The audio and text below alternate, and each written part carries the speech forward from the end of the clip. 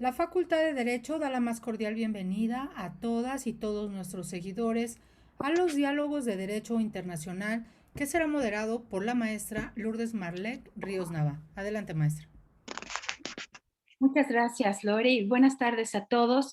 Y bueno, hoy en este evento de diálogos de Derecho Internacional, que es un evento que organiza el Seminario de Derecho Internacional en conjunto con el Colegio de Profesores de Derecho Internacional Privado y el Colegio de Profesores de Derecho Internacional Público de la Facultad, así como la Academia de Derecho Internacional la AMEDIP y también la Academia de Derecho Internacional AC. Estamos preparando este diálogo en específico que estamos engalanados ya que nos acompaña el doctor Leonel Pérez Nieto Castro y que además nos va a ilustrar. Todos conocemos este gran personaje que es el doctor y si me permiten voy a hacer una breve lectura de una reseña de su currículum para saber un poco de su trayectoria. El doctor Leonel Pérez Nieto Castro es licenciado en Derecho por la Universidad Nacional Autónoma de México en 1968. Tiene pues un diplomado en estudios superiores en la Escuela Nacional de Administración Pública, Madrid, España, en 1970. Diplomado en estudios superiores en el Instituto Internacional de Administración Pública de Francia en 1971 y un doctorado en Derecho Internacional Privado por la Universidad de París en 1975. Fue investigador de carrera de tiempo completo en el Instituto de Investigaciones Jurídicas de la UNAM del 72 al 80, coordinador de humanidades de la misma universidad de 1978 a 1980, coordinador del programa de Relaciones Internacionales en la División de Estudios de Posgrado de la Facultad de Ciencias Políticas y Sociales de la UNAM de 1981 a 1985. En 1984 fue designado como investigador nacional y en el mes de julio de 1999 fue nombrado nivel 3. Ha sido profesor huésped en la Academia de Derecho Internacional de La Haya, Holanda, en la Universidad de California de Davis en 1987 y en la Universidad de Valencia, España, del 92 y 1999, en la Universidad de Santiago de Compostela en el 2000, así como conferencista invitado en varias universidades de México y del extranjero. Fue fundador del Seminario Nacional de Derecho Internacional Privado. Fue fundador también y profesor de posgrado de Derecho Internacional Privado en la Universidad de Sonora de 1990 a 1998 y fundador, expresidente y miembro de número de la Academia Mexicana de Derecho Internacional Privado y Comparado. Actualmente es profesor de carrera en el Centro de Relaciones Internacionales de la Facultad de Ciencias Políticas y Sociales de la UNAM desde 1980 y profesor en el Departamento de Derecho del ITAM.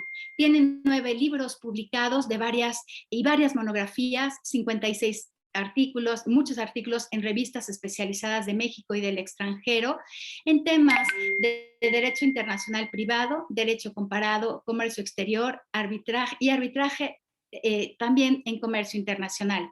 Es árbitro internacional de la American Arbitration Association y de la Asian Pacific Center. Además, es miembro del capítulo mexicano de arbitraje de la Cámara de Comercio Internacional, CCI, árbitro mediador de la Corte Internacional de Arbitraje, miembro de The Charter of Arbitrators en Londres y miembro del London Court for International Arbitration.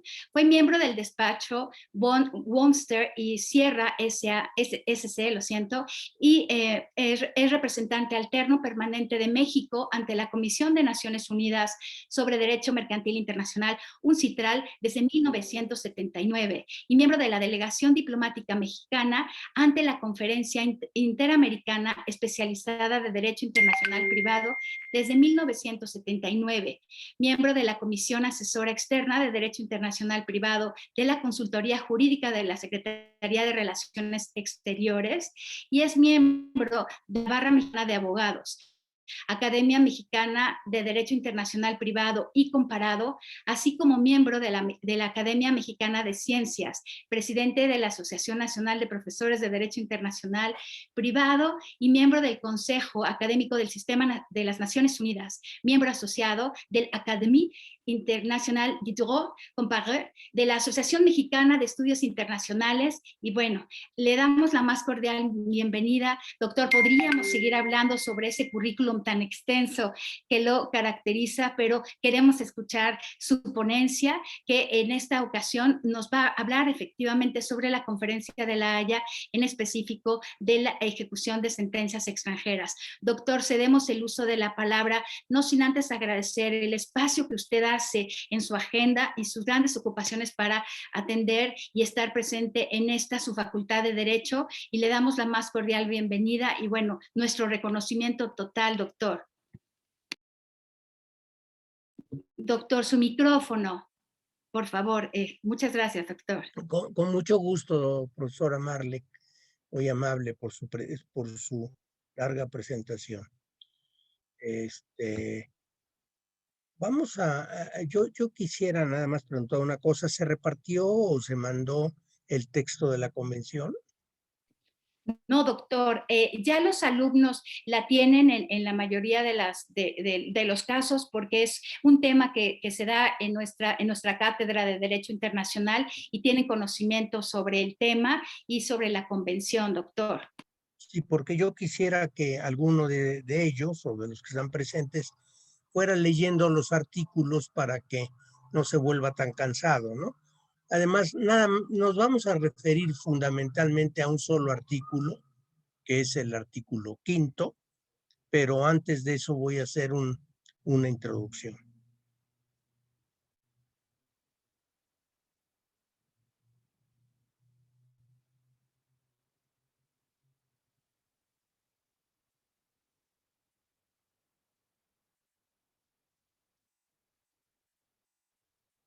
¿Estás localizando la convención? Sí, doctor, justo estoy en eso. Bueno, discúlpeme. Estoy exactamente en eso. No te preocupes, no te preocupes. Mientras la localizas, yo voy comenzando con la parte introductoria. Muchísimas gracias, doctor. Bueno, aquí hay una pequeña historia, como dicen los franceses, una petite histoire. Y la pequeña historia tras de esta convención, que no la tienen, pues, ninguna de las convenciones que yo conozco y en las que he participado en los últimos 38 años, es el hecho de que con motivo de este tema, y sobre todo se quiso, con elección de foro y con reconocimiento de sentencias, hubo una estrategia poco comentada o poco dicha de parte de los de las gentes que querían poderes económicos, intereses económicos fundamentalmente, romper la barrera, esa gran barrera que tienen los Estados Unidos a su alrededor para solo admitir procesos o admitir reconocimientos y ejecuciones de sentencia en los términos que ellos consideran que son los términos correctos de acuerdo a sus valores y a su legislación. Esa muralla que nosotros la vemos muy claramente con el famoso Forum Non Convenience, que es precisamente esa muralla de protección que obliga a los jueces federales a revisar cualquier demanda, cualquier proceso que venga del extranjero o cualquier reconocimiento de sentencia, y más aún, por supuesto, su ejecución. Mucho se ha dicho que esto es una barrera que fueron erigiendo con el tiempo las empresas transnacionales estadounidenses para que no las demandaran en territorio de los Estados Unidos, o que cuando lo hicieran ya en condiciones menos favorables. Esta es la idea. Entonces, con ese motivo, invitaron a los Estados Unidos a participar en la elaboración de estas dos convenciones. La convención la Convención sobre Reconocimiento de Sentencias Judiciales Extranjeras, además específicamente en materia civil y mercantil nada más, y la de cláusula de elección de foro.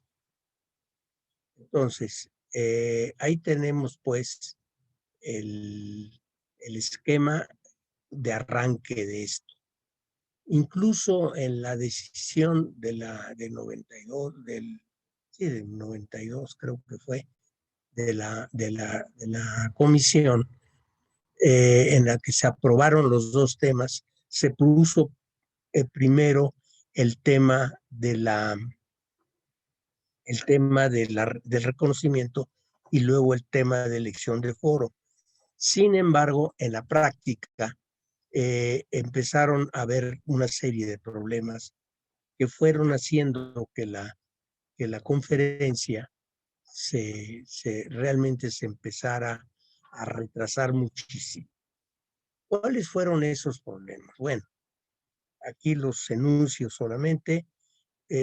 Son los problemas en los que Estados Unidos trataba, o con los que trataba de defenderse internacionalmente, sosteniendo que sí, que ellos aceptarían una completa libertad internacional judicial, siempre y cuando se aceptaran internacionalmente una serie de sentencias que ellos dictan, que las cortes estadounidenses dictan, que son sentencias civiles, pero que tienen un contenido penal, cosa que nosotros no lo hacemos, porque allá el contenido penal realmente es un contenido que se da en función de un castigo. Entonces, una persona puede ser condenada a 100 por daños y perjuicios materiales, pero si esa persona provocó ese daño con la culpa, es decir, con ganas con el consentimiento de hacer daño, entonces el daño material se multiplica por 3. Eso es altísimo. Esos son los famosos triple damages. Y cuestiones como estas, en las que ya no entro, por supuesto, pero cuestiones de este tipo hicieron precisamente que nadie pues pudiera aceptar. O sea, quisieron meter a Estados Unidos en esta danza, y Estados Unidos se defendió diciendo, bueno, sí, yo le entro. Negociaciones muy largas, además. Sí, yo le entro, siempre y cuando tú me reconozcas internacionalmente los resultados punitivos de mis sentencias civiles. Y todo el mundo se negó. Digo, al grado se negaron que hasta los ingleses se negaron. Los aislaron completamente. Entonces, ¿cuál fue el resultado? El resultado fue que esta convención sobre elección de foro, pues perdiera como dicen los franceses, su charme, ¿no? Su corazón. Y entonces, pues fue una convención de elección de foro buena en cuanto a la definición de conceptos, y hasta ahí se quedó. El maestro Siqueiros, que en esa época fue el representante de México ante esa conferencia de elección de foro, escribió un trabajo muy bueno en el anuario jurídico del Instituto de Investigaciones Jurídicas de la UNAM. Ahí se puede buscar. Ahí describe qué fue cómo se dieron estas circunstancias. Bueno, pues entonces como la de ejecución de sentencias ya se había anunciado, pero pues venía en el paquete, no, pues había que discutirla y había que aprobarla.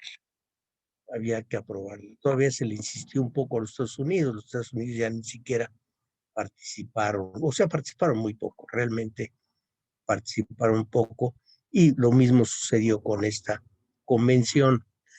Esa es la parte, digamos, histórica.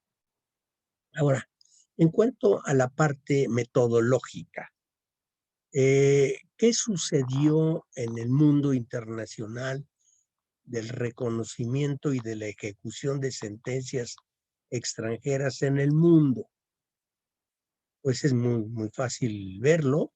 En 1958 se firma la Convención sobre el reconocimiento y ejecución de sentencias arbitrales extranjeras de la UNCITRAL, que México ratifica en 1971, todavía una época totalmente territorialista.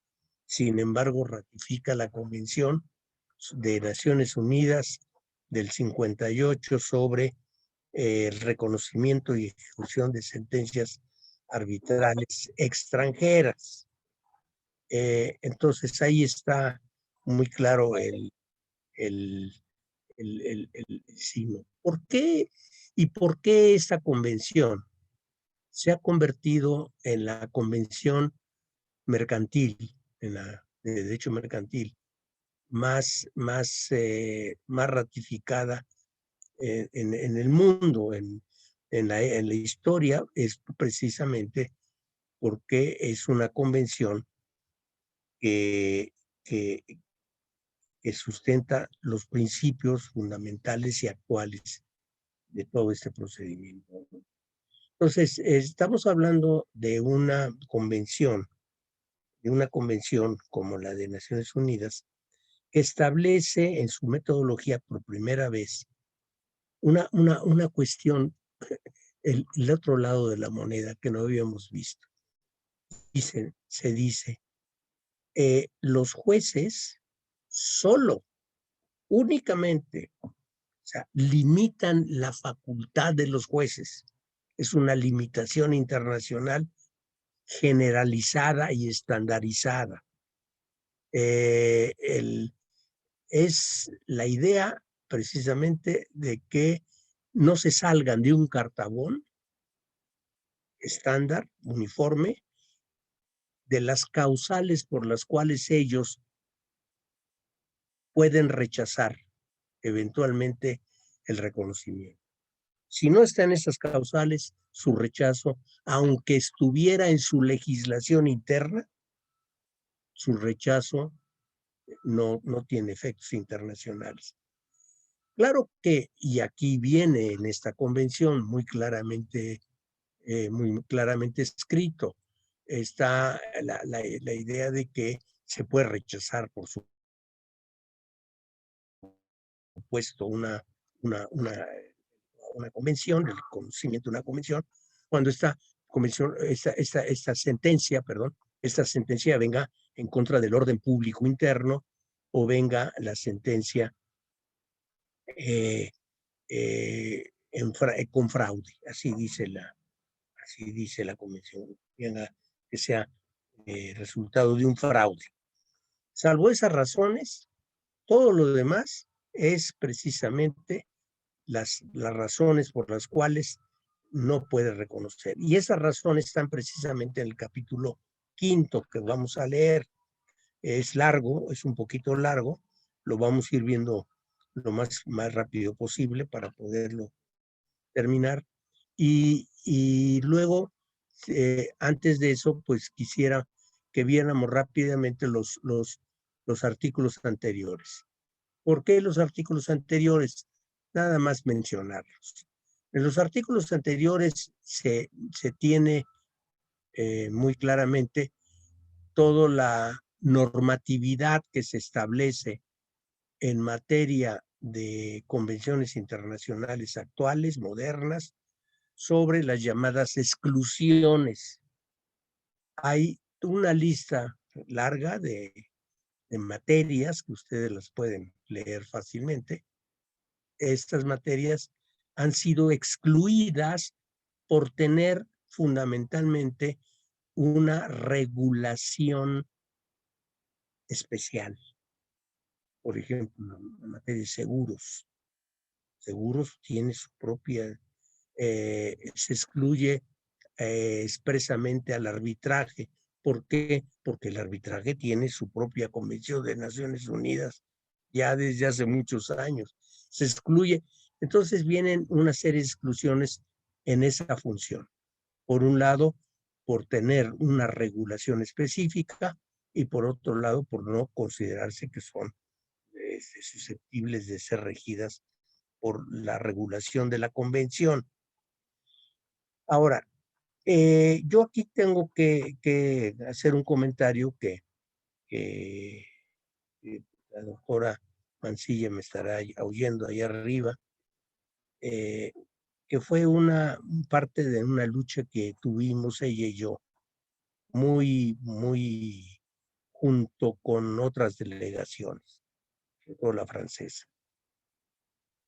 La idea fue la siguiente: que el criterio, el punto de contacto fuera en el caso del demandante, si fuera persona física, tendría que ser el lugar de sus negocios.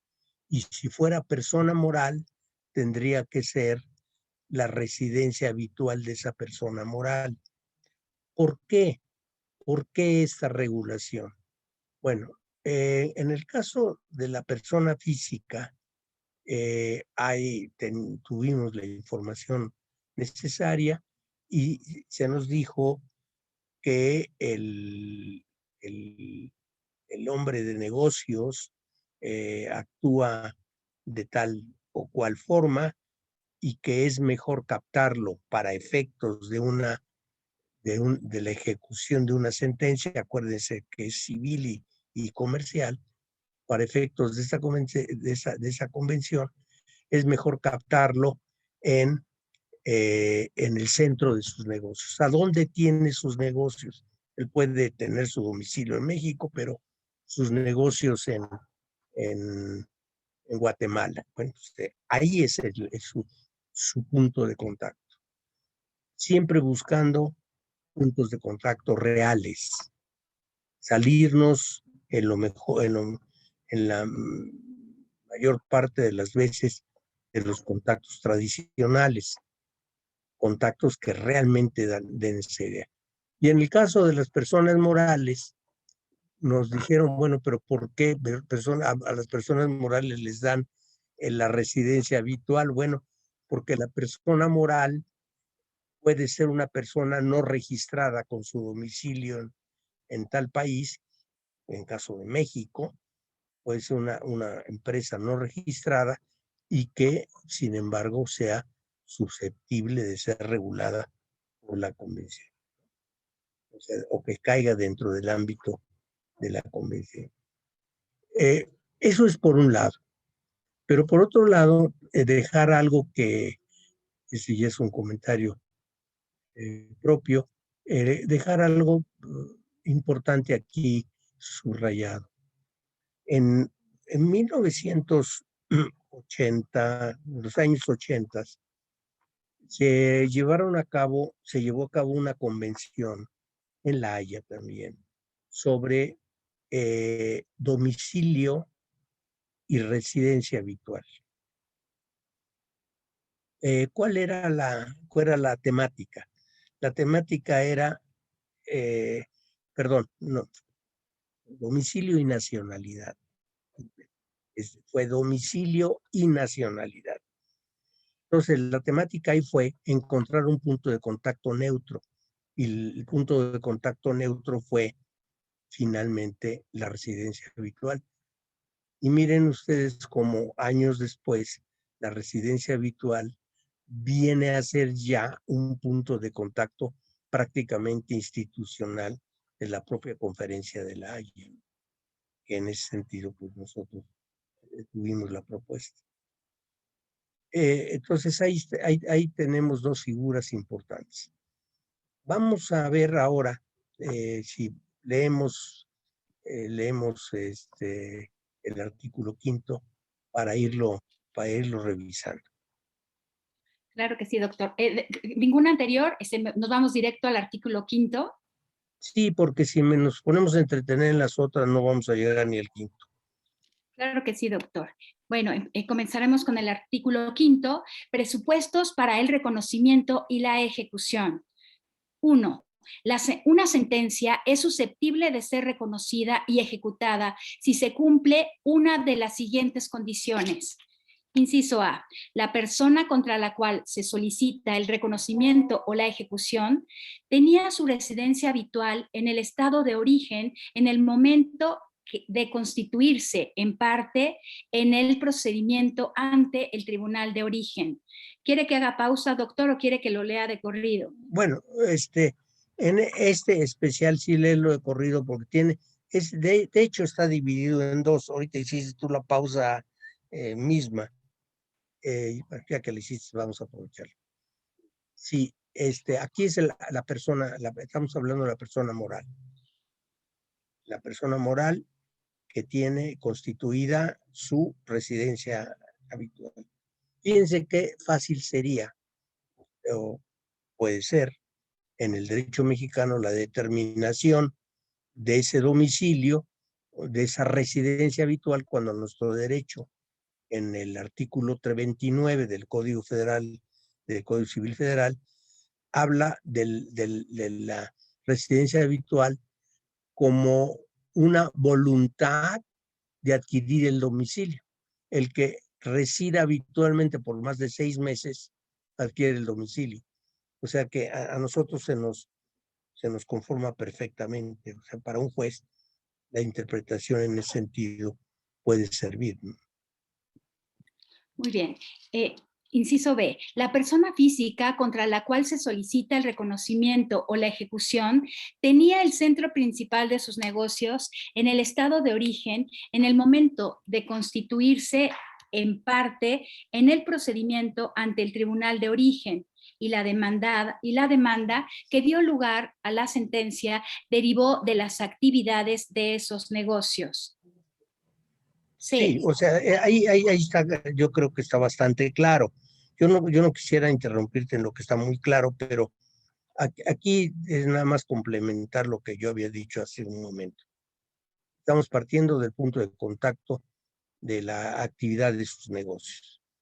El arranque del proceso fue precisamente en ese lugar en donde los negocios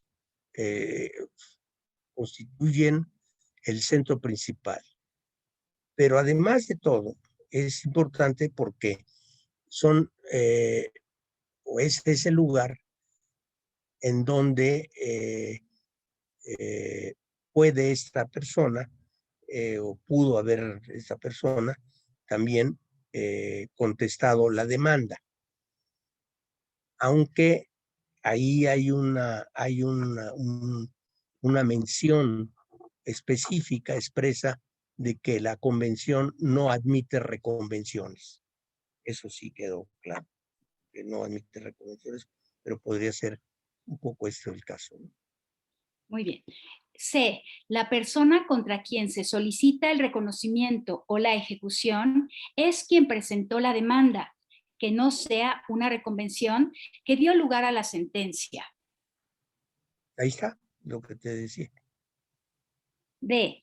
El demandado tenía una sucursal, agencia u otro establecimiento sin personalidad jurídica propia en el estado de origen en el momento de constituirse en parte en el procedimiento ante el tribunal de origen, y la demanda que dio lugar a la sentencia versaba sobre las actividades de esa sucursal, agencia o establecimiento. Ahí está. Ahí también hay un criterio, hay un punto de contacto que se está mandando, que es un punto de contacto totalmente fáctico, ¿no? La idea es, comienza la disposición cuando, cuando es el caso, de que, eh, se pueda, cuando se pueda lograr a través de esta forma como se aplique la ley, se pueda lograr aplicar a entes no legales, o sea, a entes solamente formales, como fácticos totalmente. O sea, si se trata de una sucursal o una agencia que no tiene reconocimiento jurídico, entonces desde ahí se arranca el punto de contacto que apunta hacia hechos, ¿no? Hechos muy claros. O sea, ya nos salimos desde hace tiempo, en buena medida, de los puntos de contacto conceptuales. No digo que dejen de serlos, el mismo domicilio es un punto de contacto conceptual, pero la verdad que se ha disminuido muchísimo y se ha logrado salir de los puntos de contacto tradicionales y lograr más puntos de contacto fácticos, ¿no? Y estos son algunos de ellos. El demandado aceptó expresamente la competencia del tribunal de origen durante el transcurso del procedimiento en el que se dictó la sentencia. Sí, la idea aquí simple y sencillamente es que el juez, en el caso juez mexicano, verifique si esta persona efectivamente participó de alguna manera en el juicio cuya sentencia se va a reconocer y que seguramente el demandado dice que no reconoce porque nunca estuvo, pero ¿en qué medida conoció de ese juicio? Eso es lo que hay que saber. ¿En qué medida él conoció de ese juicio? Y si con una simple comparecencia ya conoció, y ya no se habla de darse por notificado, porque esa es una fórmula muy nuestra, muy formalista. Se habla de simplemente haber participado, ¿no? De alguna manera. Muy bien. F. El demandado presentó sus argumentos en cuanto al fondo ante el tribunal de origen sin impugnar su competencia dentro del plazo previsto en el derecho del estado de origen, excepto cuando sea evidente que la impugnación de la competencia o de su ejercicio no hubiera prosperado según ese derecho. Sí, bueno, son dos supuestos diferentes. En el primer supuesto se nos está hablando del caso de que el demandado contestó la demanda, pues, la comparecencia, pero no impugnó la competencia, lo cual indica que aceptó la competencia. Si no la impugnó, si contesta y no impugna, acepta. Eso ya está clarísimo. El otro supuesto es, ¿cuál? Perdón, se me fue ahorita. El segundo, ¿cuál es? El segundo es, excepto cuando sea evidente que la impugnación de la competencia o de su ejercicio no hubiere prosperado según el derecho.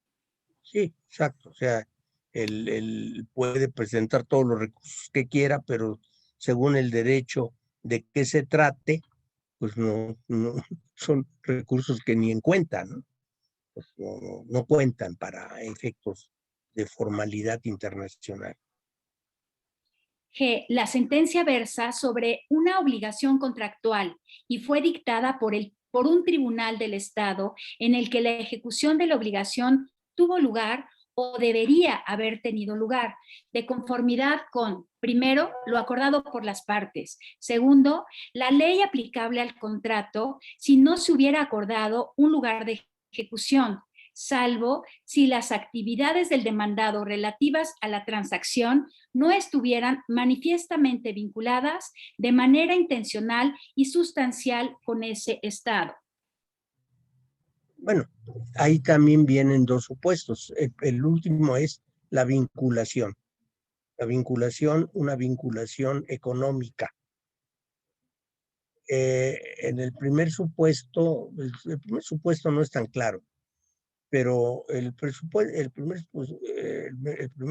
supuesto se puede decir que, a ver si lo puedes repetir para que yo lo comente, para que tenga el público mayor precisión en ese en ese primer supuesto. Claro que sí, doctor. La sentencia versa sobre una obligación contractual y fue dictada por un tribunal del Estado en que la ejecución de la obligación tuvo lugar o debería haber tenido lugar. Sí, aquí el punto de contacto de la ejecución de la obligación, ese es el punto que debe tomarse como contacto. Y al tomarse ese punto como contacto, se va a consultar a la legislación de ese punto de contacto, del Estado de ese punto de contacto, para saber si procedió o no procedió el recurso.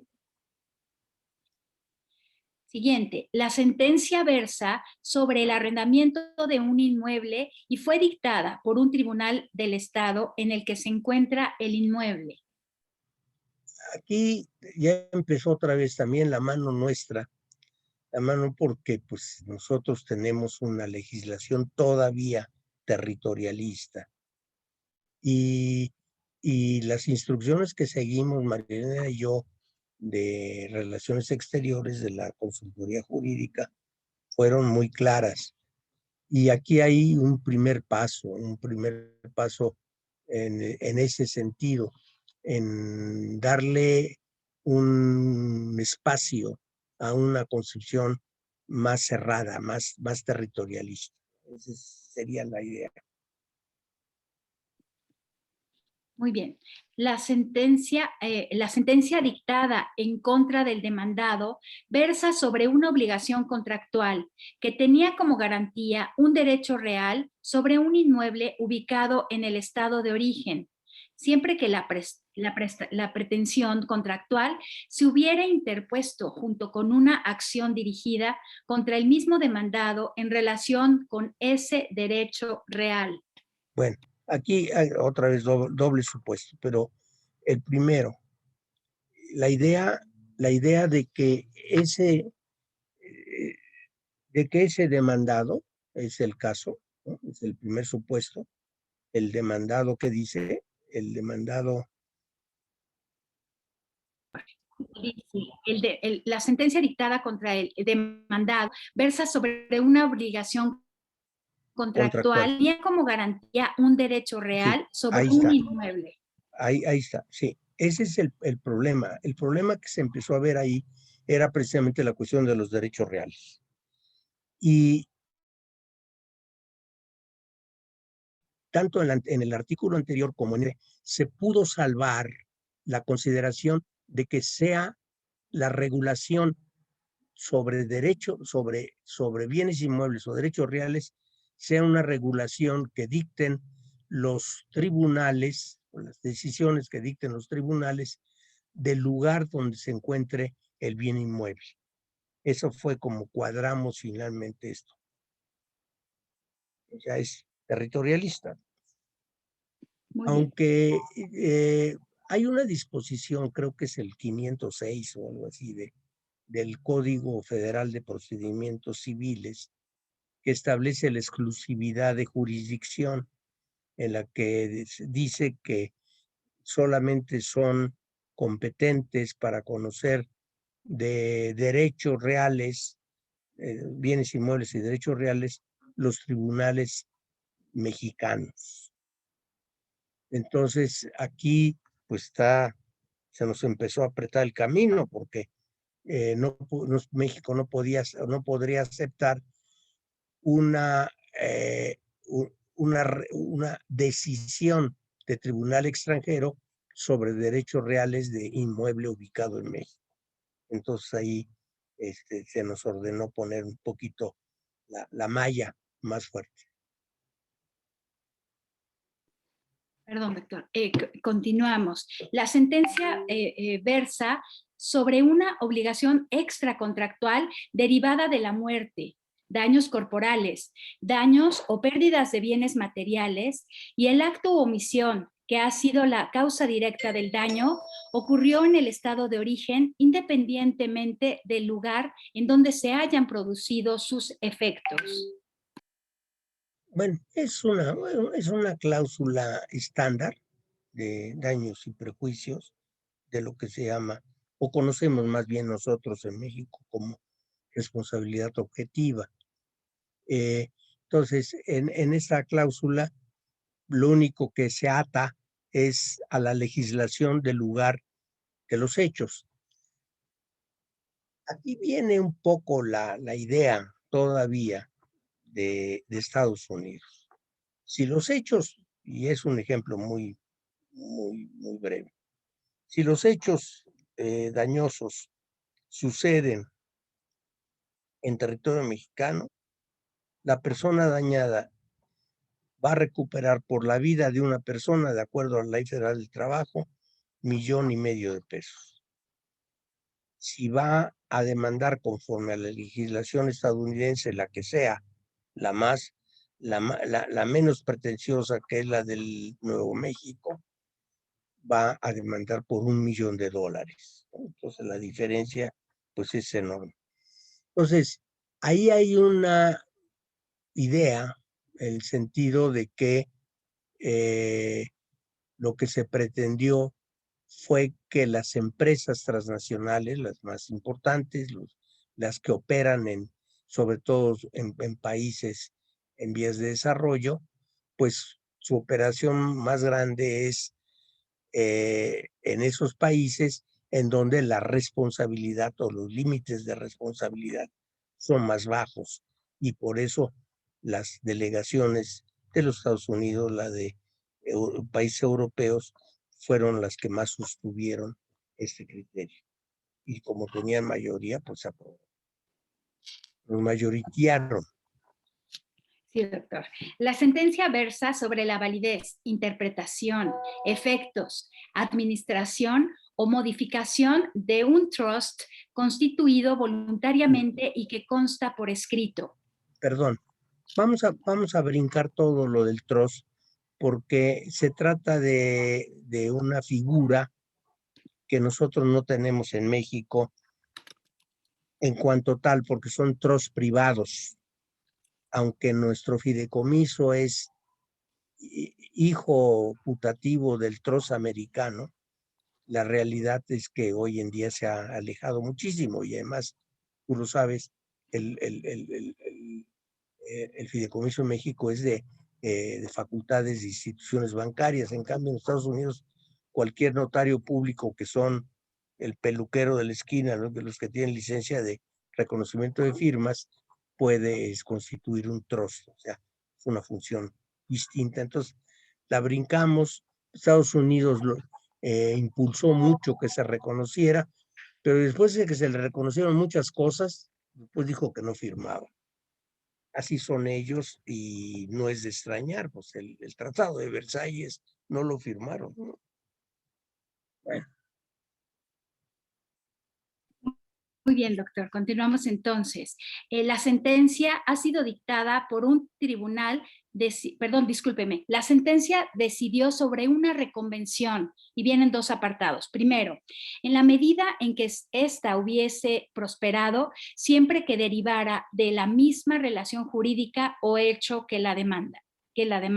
O, segundo caso, en la medida en que ésta hubiese sido desestimada, salvo que el derecho del estado de origen exigiera el planteamiento de la reconvención para evitar su preclusión. También son dos casos, ¿no? El de la Preclusión es un término que se da precisamente de ayuda. Pero el otro, el otro es otro planteamiento diferente.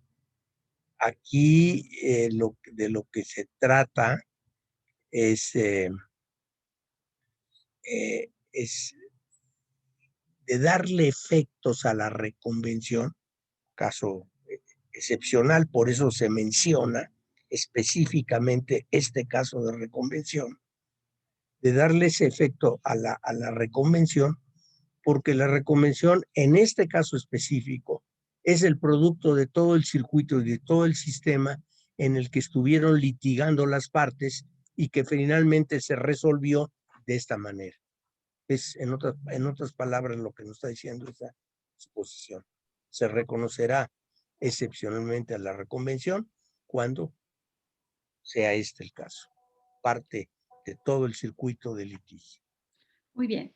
La siguiente, la sentencia ha sido dictada por un tribunal designado en un acuerdo celebrado o documentado por escrito o por cualquier otro medio de comunicación que pueda hacer accesible la información para su ulterior consulta, que no sea un acuerdo exclusivo de elección de foro.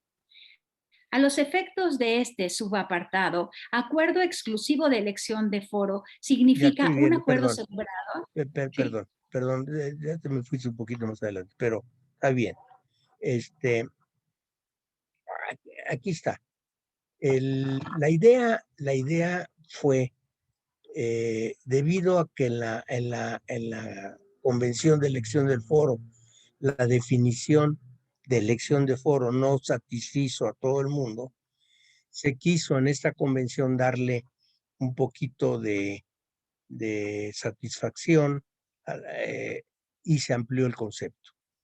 Entonces, si tú nos haces favor de leer el concepto, porque realmente el concepto actual a nivel internacional es la ley prevaleciente, en este caso sería esta norma sobre la anterior, sería la que se aplicase. Si tú nos puedes dar lectura de lo que se considera cláusula de elección de foro.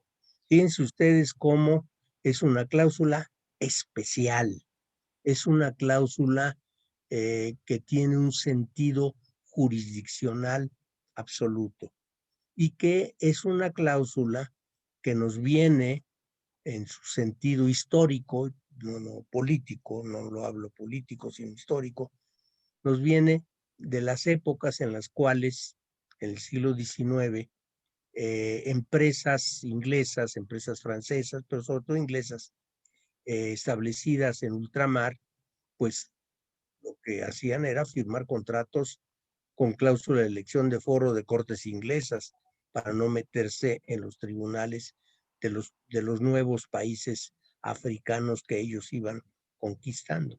Esa es la razón. Pero ya después evolucionó y ahora hoy en día es una cláusula que se puede usar perfectamente con sus limitaciones. Aquí viene la definición, por favor. Claro que sí.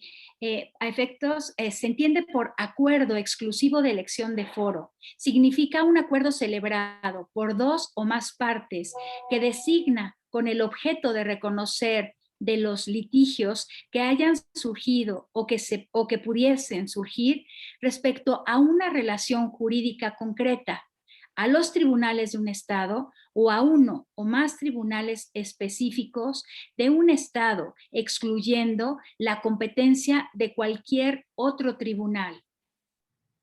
Ahí está. ¿Qué tiene de relevante esa cláusula de exclusión de foro? Primero, pues la, la ventaja para quien la logra imponer en el contrato, que serán sus tribunales los que van a conocer del contrato. Lo cual pues ya lleva un problema ahí de arranque, ¿no? La cláusula de elección de foro, por otro lado, salvo casos muy especiales, en el derecho mexicano no es una cláusula que se, que se use con frecuencia. Yo pocas veces la he visto en contratos nacionales y sí la he visto en contratos internacionales, mucho, sobre todo en empresas inglesas y empresas estadounidenses, y es totalmente válida, es una cláusula que tiene, lo único que están haciendo las partes es sometiendo su voluntad a un solo tipo de tribunal.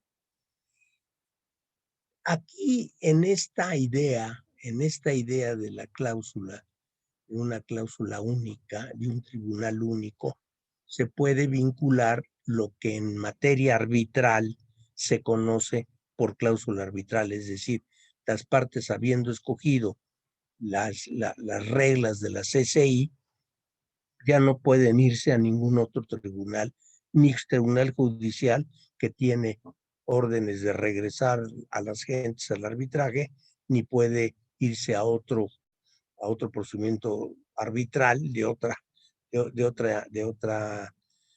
organización de este tipo, de administradora de arbitrajes, porque pues no lo van a admitir.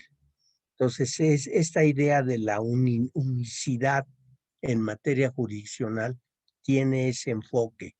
Hay el deseo de que sean determinados tribunales los que conozcan. Muy bien, doctor. Pasamos entonces ahora al segundo apartado. Si se solicita el reconocimiento o la ejecución contra una persona física que actúa primordialmente por razones personales, familiares o domésticas, un consumidor, entre paréntesis, en materias relativas a un contrato de consumo o contra un trabajador en materias relativas a un contrato de trabajo, primer supuesto, el apartado 1E solo se aplica si el consentimiento se prestó ante el tribunal y ya sea oralmente o por escrito. Segundo supuesto, en los apartados 1F, G y M no se aplican. Sí, sí, ahí está claro, ¿no? Es ¿qué tipo de sumisión? Y el numeral, perdón, discúlpeme, doctor. Y el numeral número 3, el apartado 1 no se aplica a las sentencias que versen sobre el arrendamiento de inmuebles destinados a vivienda o sobre la inscripción registral de inmuebles. Estas sentencias serán susceptibles de reconocimiento y ejecución únicamente si han sido dictadas por un tribunal del estado en que se encuentra el bien inmueble. El bien inmueble. Sí, volvemos a lo mismo, o sea, le estamos dando vueltas al criterio territorialista, no nos hemos salido, no dejamos salir, las instrucciones eran conservarnos en ese nivel y ahí nos conservamos, y fue también no solamente éramos nosotros, sino era mucho la tendencia francesa. Quiero decir, porque así debe ser dicho, que México es el único país que desde 1975 mantiene representaciones diplomáticas en todos los foros de derecho internacional privado de manera permanente. Y en esos foros, primero UNCITRAL y luego La Haya, nunca vi de manera organizada a ningún país latinoamericano. Por ahí aparecía uno, por ahí aparecía otro de repente y se desaparecía. Y lo digo porque esta ha sido una labor muy importante que ha llevado a cabo la consultoría jurídica de la Secretaría de Relaciones Exteriores desde 1975, cuando todavía bajo el sistema territorialista a ultranza, se presentó la posibilidad de que México participara en la primera Conferencia Interamericana de Derecho Internacional Privado, la CIDIP 1 en Montevideo, en Panamá. La Secretaría de Relaciones Exteriores, el consultor jurídico de la época,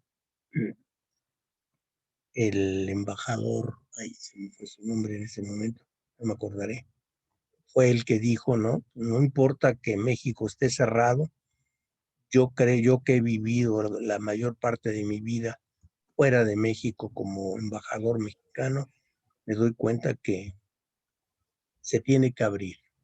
Y eso pues concordaba con el pensamiento de todos los demás.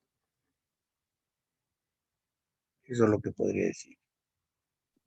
Muy bien, Ahora, doctor. estoy abierto a cualquier pregunta, cualquier comentario, cualquier cosa. Muy bien, doctor. Pues bueno, estamos en el foro, algunos maestros de Derecho Internacional Privado, si gusta alguien hacer alguna pregunta, si gustan, podríamos comenzar con la maestra Lina para que nos haga pregunta para el doctor Leonel Pérez Nieto. Maestra Lina, Sí, sí, espero que hay un poquito de fallas en el sistema. Muy buenas tardes. Buenas tardes. Doctor, agradezco mucho a la doctora Lourdes Marlec y a nuestros directivos en la Facultad de Derecho el tener la oportunidad de hablar con usted así de esta manera, aunque sea no presencial. Le admiro mucho desde hace muchísimo tiempo y los libros de usted los conozco también. Y eso quiero aprovechar esta oportunidad para hacerle algunas preguntas al respecto de esta temática tan importante para nosotros los abogados, las abogadas de este país, que tiene que ver con lo que es la ejecución de las sentencias extranjeras.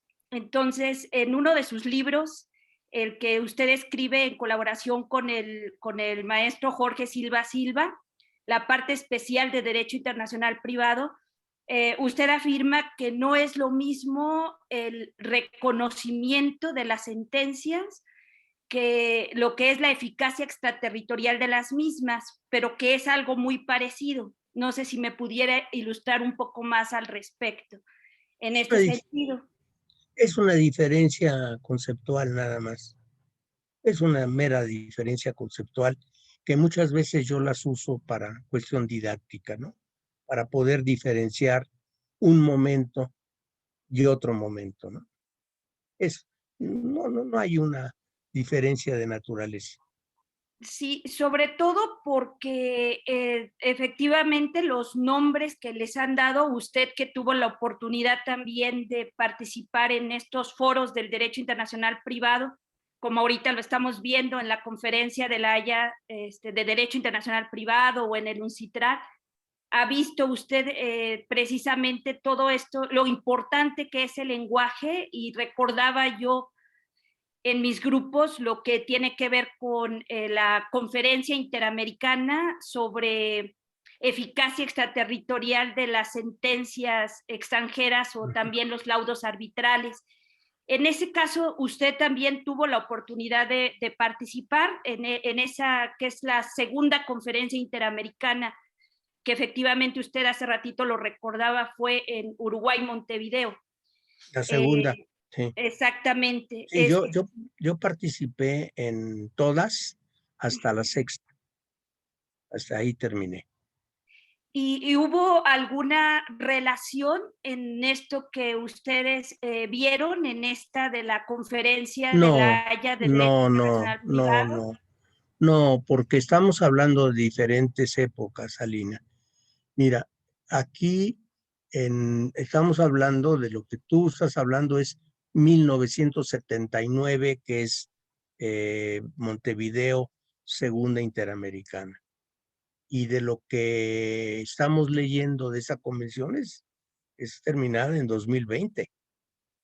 Claro, comenzada un poquito antes, hace 10 años, por todos los problemas que yo ya mencioné y todos los enredos que hubo, pero realmente pues, es una convención totalmente diferente. Tú te vas a acostumbrar, porque esa es parte de la carga que uno lleva como internacionalista privado, de que nuestra materia cambia muy rápidamente. tiene cambios muy rápidos. Y esos cambios están vinculados completamente al mundo internacional. Por eso hay que estar leyendo revistas. Hoy en día ya la parte doctrinal, no la parte del texto en sí, sino la parte doctrinal son revistas. Quisiera aprovechar, ya que mencionaste los libros, a que yo pudiera, si me lo permiten, echarme un comercial.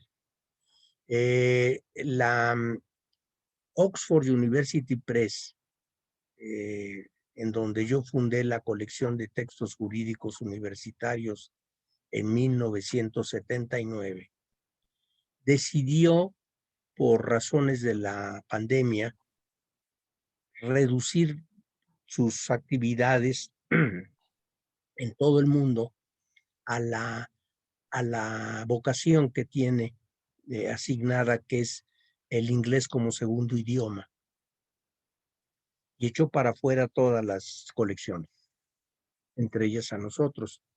Y en lo personal, los 4 libros que tengo yo escritos con Oxford, de hecho 3, son Introducción al Estudio del Derecho, Internacional Privado, parte general, y Internacional Privado, parte especial, con el doctor Silva. Los vamos a entregar para nuevas ediciones a una editorial que ya tiene unos poquitos años en México, pero que ha funcionado muy bien, española, que es Tirant Loblanche. El personaje de Tirant Loblanche es como el Quijote, era de los personajes andantes, ¿no?, de la época, nada más que era valenciano. La empresa tiene su sede en Valencia, España. Entonces vamos a entregar, yo en abril, introducción, y así vamos entregándolos en el curso del año, para que se produzcan para a más tardar el año que viene ya estén a su disposición. Ese sería ¿cómo se llama?, el comercial. Maestro, una última pregunta, abusando de la paciencia de mis estimados compañeros, colegas en la Facultad de Derecho. ¿Hay alguna relación en la cláusula de elección de foro con la figura del forum shopping de los No. británica, No, que aparece acá dentro de esto, o ninguna? no. El forum shopping es una manipulación de puntos de contacto para lograr un resultado que es beneficioso para la persona.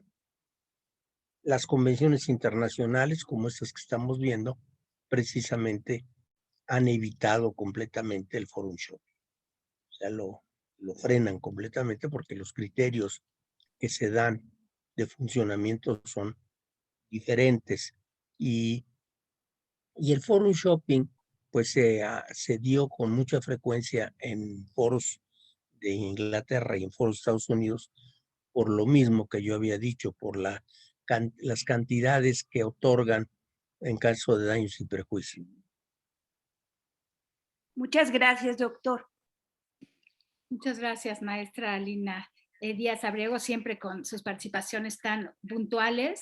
Quisiéramos darle el uso de la palabra a Eli Rodríguez, al maestro Eli Rodríguez. Él, bueno, como sabemos, pues es la máxima autoridad precisamente de la Academia Mexicana de Derecho Internacional Privado y Comparado, AMEDIP.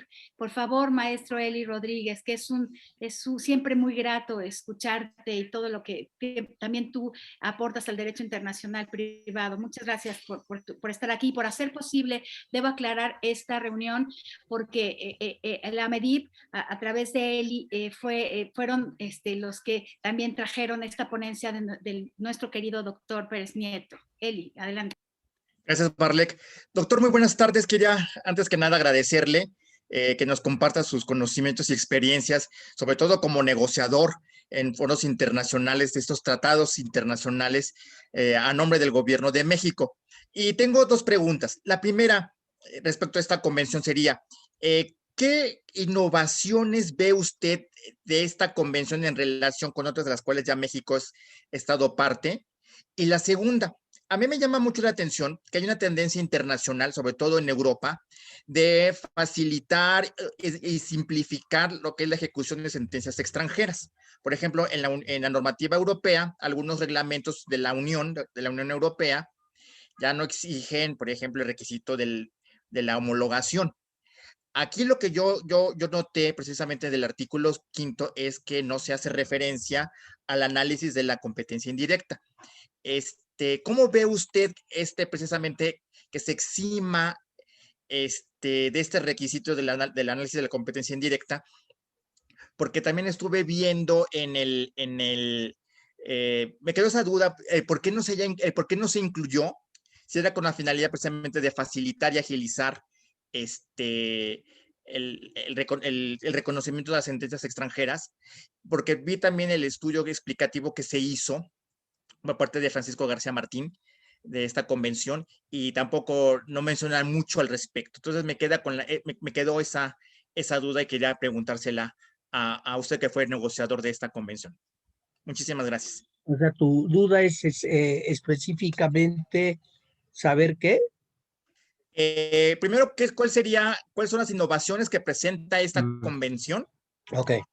Y segundo, respecto al análisis de la competencia indirecta. Sí. Mira,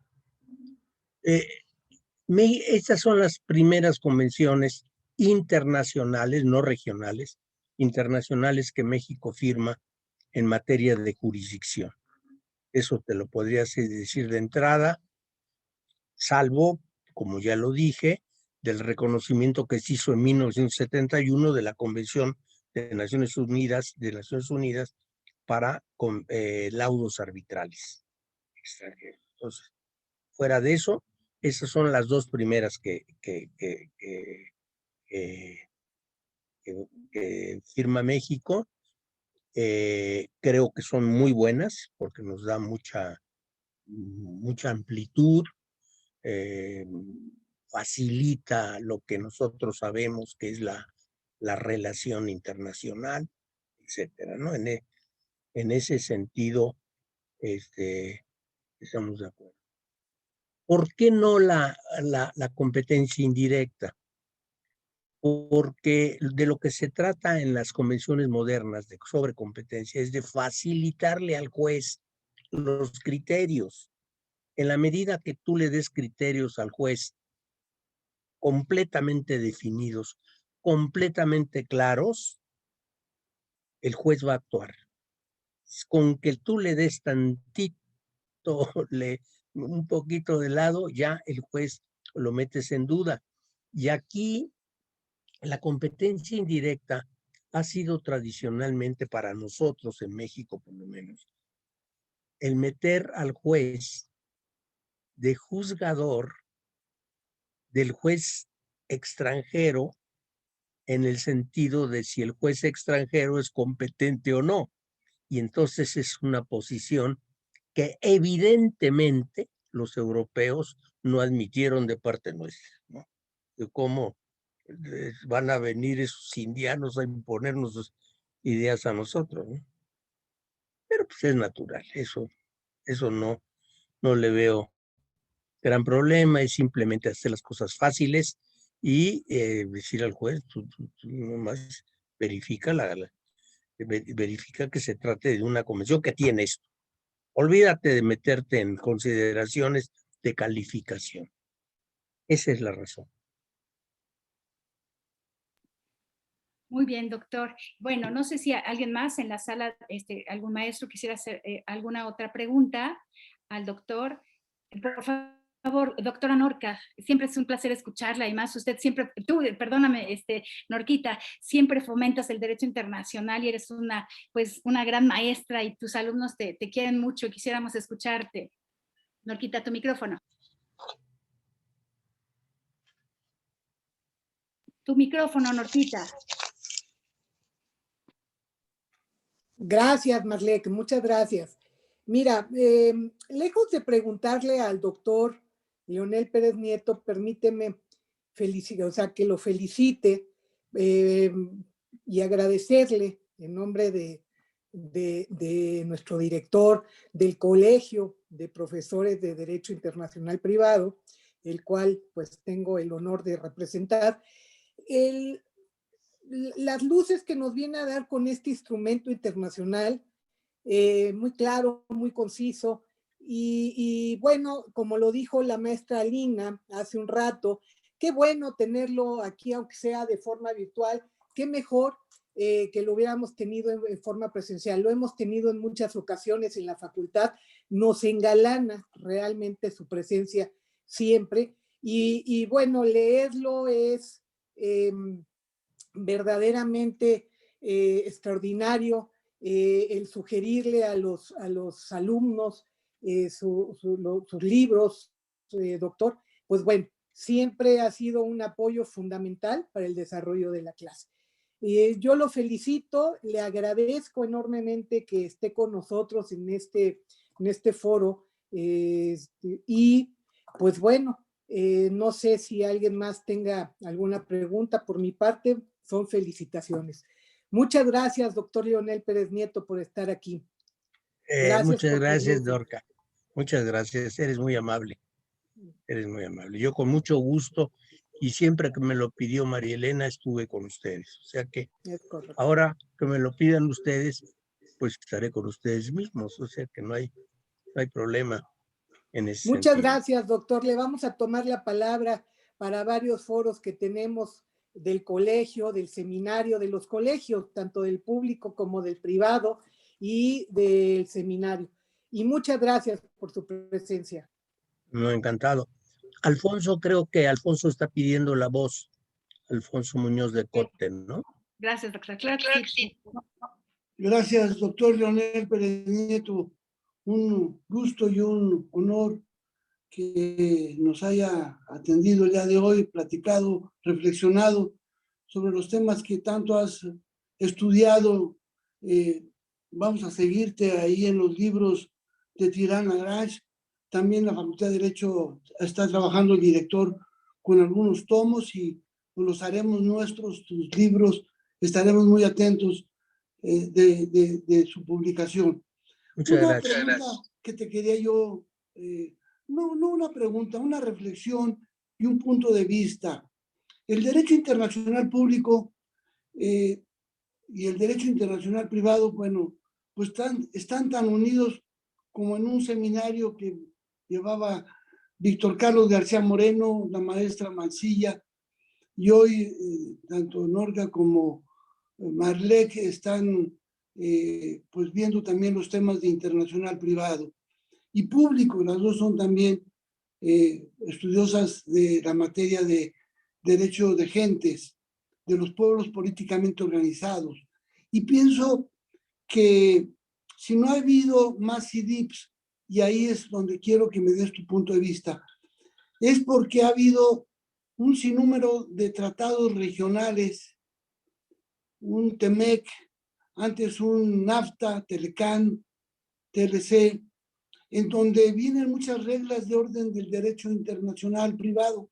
Se decía en un tiempo que era la materia que estudiaba la ingeniería de la norma, tanto códigos, tratados, circulares, leyes modelo, leyes uniformes, derecho internacional público, acuerdos. Y ya como recuerdo y como mencionaba la maestra Mancilla, que después de las reuniones a las que iban ustedes al UNCITRAL, veía por ahí a los Estados Unidos que negociaba bilateralmente y no quería hacerlo en forma conjunta, poniendo el mal orden, poniendo el desorden. El derecho internacional privado es ese hoy en día 2021 en donde está presente en todas las materias privatistas y sus privatistas. No me deja mentir el presidente Eli Rodríguez, y qué bueno que estuvo con nosotros el día de hoy, también que se integre a la facultad lo más pronto posible. Eso nos da mucho gusto y es un honor que esté con nosotros. Pero que el maestro Pérez Nieto con tanta experiencia, brevemente nos diga esa quehacer de los estados en el jusprivatismo hoy en día. No hay lagunas, lo que hay son el detectar esas leyes, esas normas, esos tratados de derecho internacional público, derecho internacional privado. Esa es la pregunta, querido Leonel, y qué gusto, y repito, qué honor que Marlec y la misma López Amarripa, y todos los maestros estén aquí en estas pláticas el día de hoy. Gracias, Alfonso. Mira, déjame, porque no es una respuesta fácil. No. Hay muchos elementos que se mezclan en la pregunta del por qué CIDIP no ha seguido. Tú sabes bien que las instituciones las hacemos las personas, y cuando las personas nos morimos o cuando por alguna manera desaparecemos, pues esas instituciones, si no hay un alma que las continúe, se van apagando. Ese es primer parte de la respuesta. Quien fue el alma de la CIDIP, Tatiana Maikelt, tú sabes, hace 4 o 5 años murió. Entonces ahí se perdió mucho la inercia de lo que fueron las CIDIP. Ahora viene una consideración que tú puedes consultar en un artículo que yo escribí de la Revista Mexicana de Derecho Internacional Privado y Comparado, que por cierto está abierta a ustedes en la plataforma de la academia. Ahí están todos los números de la revista. Así es, Eli, ¿verdad? Todo lo puede. Yo escribí hace muchos años, hace quizá 15 o 20 años, un artículo, cuando estaba la cosa caliente, de si era necesario mantener a la CIDIP. Y mi argumento fue que la CIDIP se equivocó de camino.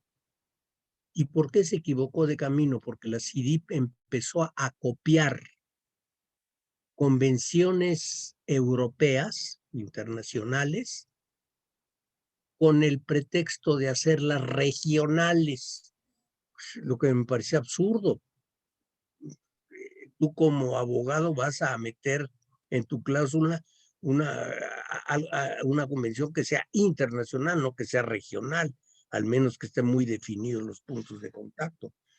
Y esa es las razones que así de entrada yo te podría hablar.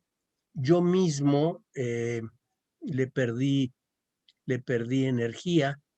Ya el maestro Siqueiros ya estaba completamente retirado, y yo presenté a la última CIDIP, a las 6, la ley, el reglamento en materia de propiedad mobiliaria, el reglamento interamericano de garantías mobiliarias, y ahí se quedó. Bueno, se aprobó y todo, pero se quedó así como en el aire. Y te quiero ser muy franco, porque contigo y con la gente que es nuestra puedo expresarlo. El trabajo en Latinoamérica no me fue un trabajo muy completamente satisfactorio, porque las pretensiones siempre en todo nuestro continente tienen diversas facetas. Y aquí vengo a la pregunta también de por qué se desfasa la CIDIP. Pues la CIDIP cumplió su papel de sacar o tratar de sacar de los regímenes totalmente territorialistas, como lo fuimos todos los países latinoamericanos en cierta época, tratar de sacar de ellos, pues por lo menos soluciones de tipo internacional. En ese sentido, pues la CIDIP cumplió su su tarea, ya no hubo interés para la celebración de la 6ª conferencia. 2 países que habían ofrecido ser sede se rajaron. La hizo Washington, la OEA, en sus oficinas en último momento, y ahí uno se da cuenta de que ya la UNCITRAL cumplió su cometido. Como tú ves, no es fácil, son mucho más otras cuestiones también que están ahí inmersas, pero la realidad es esa.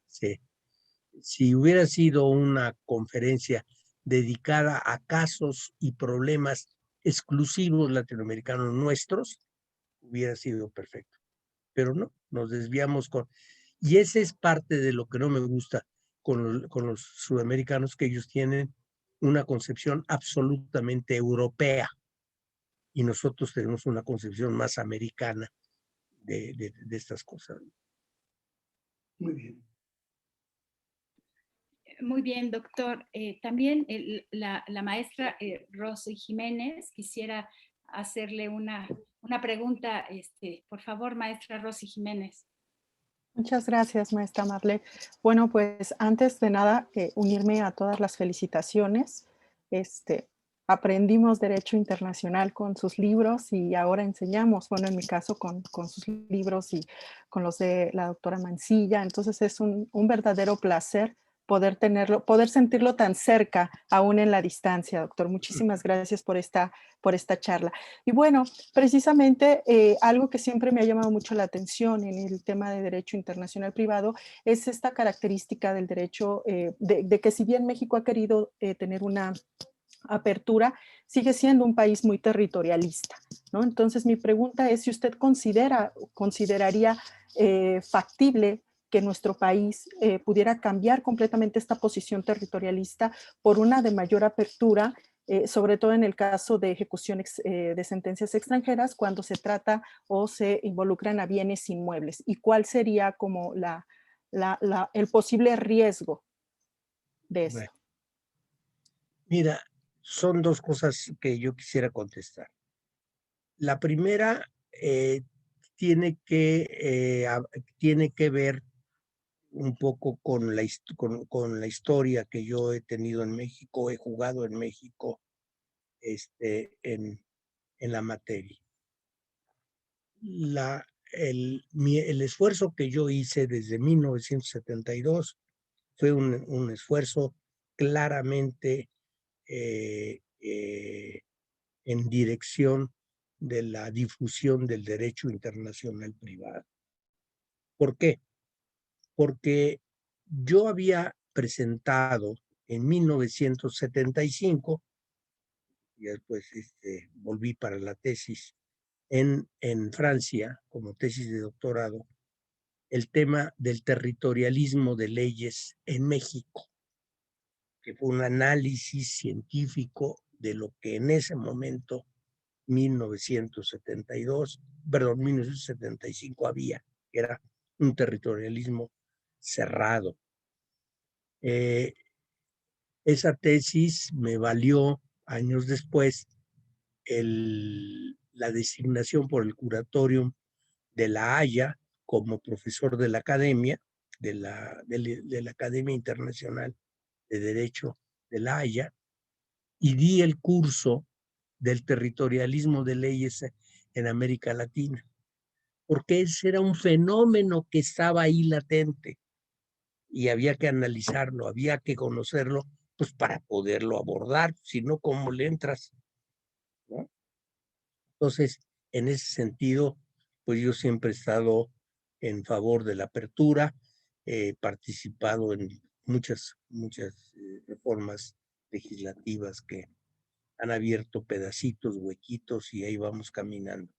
Ustedes son los que ahora les toca. Yo te haría la pregunta a ti, ahora es a quienes les toca acabar de abrir este país al mundo. Ya mi tarea ya está hecha. Ahora, el riesgo. Hablas tú de riesgo. Cuando se estableció la cláusula de exclusividad jurisdiccional. Recuerda que fue en un código de 1932. Estábamos saliditos de la revolución. Estábamos en una etapa de un nacionalismo absoluto. Nos habían dado durante todo el siglo XIX hasta 1917 que se metieron los americanos a Veracruz, nos habían dado hasta por abajo de la lengua. Entonces, y pues viene la revolución, nos siguen sonando, y lo que menos queríamos era que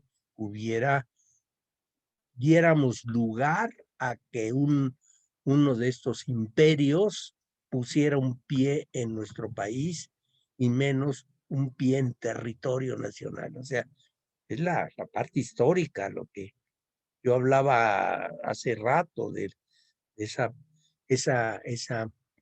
actitud que tenemos respecto de los Estados Unidos, que es una actitud histórica, que se hereda. Y entonces ese era el miedo fundado. Pero hoy en día, ese riesgo ya no existe. Ese riesgo ya no existe. Entonces, si ese riesgo no existe, ¿por qué no hacer las cosas fáciles en materia de transacciones internacionales? Y entonces, lo que hay que hacer en estos casos es darle la vuelta nada más a la disposición, y no es correcto. Son de esas prohibiciones que ya han perdido su sentido de ser, como la fracción primera del artículo 100 del 27, ¿no? El que habla de zona reservada, o antes era zona prohibida, ahora es zona reservada. Son disposiciones que ya han dejado de tener significado, ¿no? Bien, doctor. Pues agradecemos bueno, a los maestros las preguntas que han hecho, y quisiera pues ahora incluir pues 3 preguntas, si usted me permite, de algunos alumnos que nos las hicieron llegar. Digo, hay muchísimas preguntas. Primero que nada quisiera decirles a todos los presentes pues una felicitación, porque estos diálogos son pues realmente pues un éxito. Estamos muy felices, agradecemos a los alumnos que ven esta transmisión, y llegamos a 295 personas están en este momento viendo esta transmisión, doctor, y pues felicitarlo. Hay algunas preguntas, ofrezco disculpas por no poder hacer todas las mismas, entonces de manera pues aleatoria le haré estas preguntas. Doctor, ¿le gustaría que se las haga las 3 y después usted las conteste? No, una por una. Perfecto, doctor, claro que sí. ¿De qué manera podemos anexar esta cláusula de discusión del foro, y por qué México utiliza poco en los contratos nacionales, y de usarla, cómo podría beneficiarnos? Bueno, la respuesta a esta pregunta tiene que ver únicamente con la práctica. Yo le preguntaría a la persona que me preguntó, ¿qué tribunales te gustan más? Bueno, a ti te convienen los tribunales de México porque tú vives en México, conoces todas las mañas que hay en los tribunales, y puedes tener un acceso a abogados que te lleven el asunto en tribunales mexicanos. Imagínate eso mismo si te toca contraparte a un chino en Beijing. Por supuesto que no te quieres ir a un tribunal allá, porque sabes que el chino va a estar en las mismas condiciones que tú. Ese es el problema. O sea, es un problema de opción para efectos de que no necesariamente prevalezca un foro o prevalezca otro. Ahora, yo dije que el origen de esta cláusula tiene que ver con los países altamente desarrollados que tienen empresas transnacionales en todo el mundo, y que si una empresa de fabricación de X americana se provoca en su producto un problema en México, los daños y perjuicios demandados en México van a ser ínfimos con respecto a lo que podría demandarse en Estados Unidos. Entonces los Estados Unidos tienen la muralla del Fórum No Convenience y no puedes entrar allá. Entonces tienes que, y ellos escogen ese tipo de foros, o sea, foro, tribunales mexicanos o tribunales colombianos, etcétera. Ya no te puedes salir Gracias. de ahí. Perdón, doctor, gracias, me interrumpí. Vega Matías Paola pregunta, debido a la globalización, ¿qué tan preparado se encuentra el derecho mexicano ante esta convención? Bueno, son cosas diferentes. Esta convención es un elemento más para lograr que México tenga un comercio fluido, que tenga una cooperación jurídica fluida, una cooperación procesal fluida. Para eso son los acuerdos, no para cuestiones ya de tipo negativo, ¿no? Muy bien, doctor. La siguiente pregunta es de Sergio Gutiérrez Hernández. Doctor Pérez Nieto, el juez mexicano como exequatur, ¿qué debería hacer en casos que el fraude a la ley sea notorio? Por ejemplo, al dejar en desigualdad jurídica a las partes en un contrato de compraventa internacional de mercaderías. A ver, no entendí bien la pregunta. La pregunta lo que me está diciendo es que ¿se refiere al Fórum Non Convenience o a qué se refiere? Se refiere al exequatur, que el juez A la mexicano... exequatur. Sí. O sea, ¿en qué medida nosotros podríamos darle reconocimiento a una sentencia extranjera si esa sentencia extranjera fue basada en un concepto de orden público contrario al derecho mexicano? ¿Sería eso, más o menos? Sí, doctor, exactamente. Pues entonces el juez mexicano tiene, con la convención, por supuesto, tiene la posibilidad de declarar que lo que se está tratando de hacer reconocer en México va en contra de su orden público y ya no acepta, ¿no? Muchas gracias, doctor. Y bueno, abusar de su tiempo. A mí me gustaría, primero de todos, felicitarlo por esta gran explicación que nos da sobre esta convención, pero a mí me gustaba mucho platicar con la doctora acerca a la doctora Mancilla respecto a su participación, y yo quisiera hacerle la misma pregunta, porque a mí me llama la atención cómo usted y la doctora Mancilla defendieron tanto la obra de nuestro sistema jurídico en la construcción de varias convenciones. Entonces, mi pregunta es, ¿cómo defender una postura ante tantos, quisiera decir yo, grandes, y aquí me refiero a sistemas jurídicos de distintos estados que quieren imponerse, como decía el Muñoz de Cote?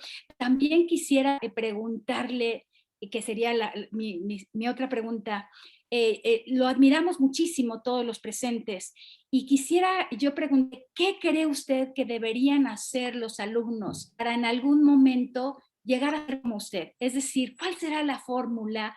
Y además, porque los alumnos deben de entender que un egresado de la facultad puede llegar a cualquier lugar, puede representar a nuestro estado en la elaboración de una convención, como lo ha hecho usted, y además pues representar pues a México y sobre todo participar en varios foros internacionales que se ha comentado, doctor.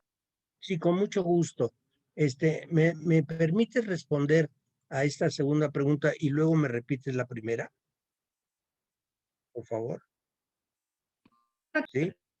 Bueno, entonces te contesto la segunda y tú me repites la primera. ¿Cómo le puede hacer un joven que estudia en la Facultad de Derecho, como yo estudié en su momento, y que pueda lograr lo que yo he logrado? pues yo diría relativamente fácil, con mucho trabajo, mucho trabajo, mucha imaginación y con unas ganas enormes de hacer las cosas. Yo nomás quiero comentar una cuestión. Hoy en día ustedes tienen todas las facilidades de viajar, irse a Europa, tomar cursillos, por lo menos en la Facultad de Ciencias Políticas, los chicos se pueden ir en cursos de 2 meses fuera, a donde quieran, ¿no? Se van a donde quieran durante sus estudios. En aquella época, cuando yo decidí irme a estudiar fuera, realmente la gente decía, este tipo está loco. O sea, no había, no había ese concepto, dice, ¿qué vas a hacer fuera? ¿No? Entonces, en ese sentido. Hoy es 1000 veces más fácil.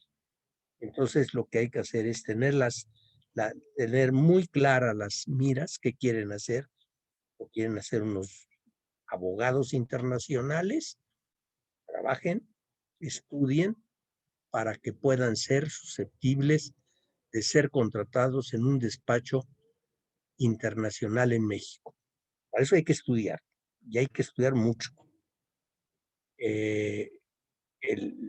Ahora, si quieren dedicarse a la academia, pues en la UNAM tienen el camino de la ayudantía de investigación o de la ayudantía en docencia, y por ahí se empieza a caminar. Yo fui ayudante del profesor Julio César Treviño Ascue durante unos añitos, un par de años, y por ahí me metí, y después fui ayudante de investigación del maestro Niceto Alcalá Zamora, y que me empujó mucho para arrancar, porque primero estuve en España, y entonces soñar, trabajar, tener miras muy claras y buscar los apoyos. Y hoy en día, insisto, nuestra universidad tiene todo tipo de apoyos, todo tipo de apoyos. No se usan muy poco. Hay que usarlos todos.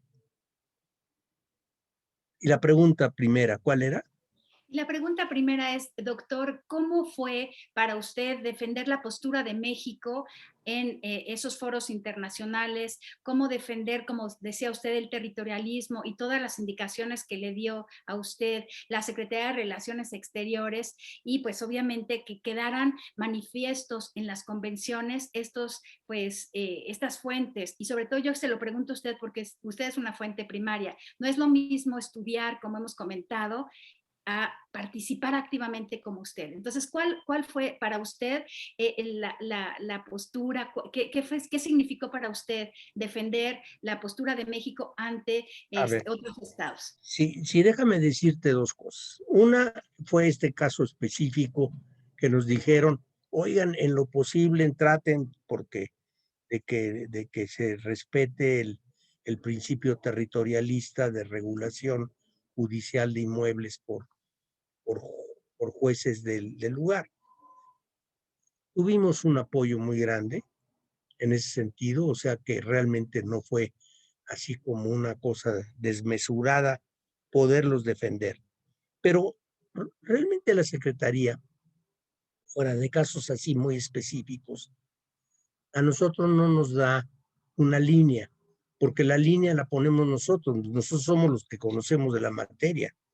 Entonces nosotros le decimos a la Secretaría, oye, en esa convención hay que estudiar esto de este lado y hacer estas propuestas. Entonces ya la Secretaría nos dice sí, no, pero realmente nos dicen que sí siempre a lo que proponemos. Entonces no es que vayas a defender la de México. No es ese el tenor. El tenor es ir a discutir científicamente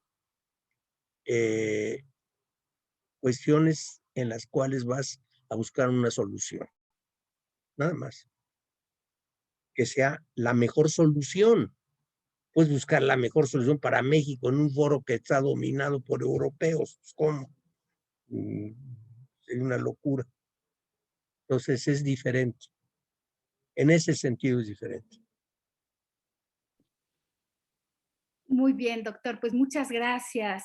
Quisiéramos pues agradecer su presencia, su tiempo y bueno, pues le damos un gran aplauso y sobre todo pues toda su sapiencia que nos ha comunicado.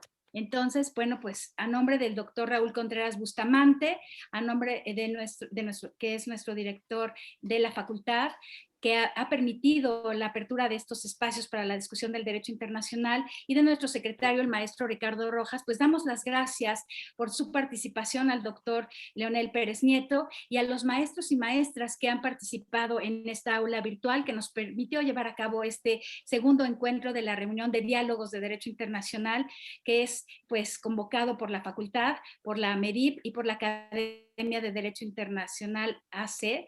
Y bueno, pues los convocamos a que nos acompañen en la siguiente reunión que se llevará en mayo con el tema La innovación en el derecho internacional, con el ponente Javier López Casarín. Entonces damos las gracias y bueno, pues enhorabuena y darle importancia al derecho internacional. Gracias a todos por atender la convocatoria y pues es un honor haber compartido esta sala. Muchas gracias. Buenas tardes. Muchas gracias. Hasta luego. Muchas gracias. Doctor Pérez Nieto, muchas gracias, muy amable. Gracias. Gracias, Alfonso, muy amable. Muchas gracias. Muchas gracias. Gracias, hasta luego. Un gusto. Hasta luego.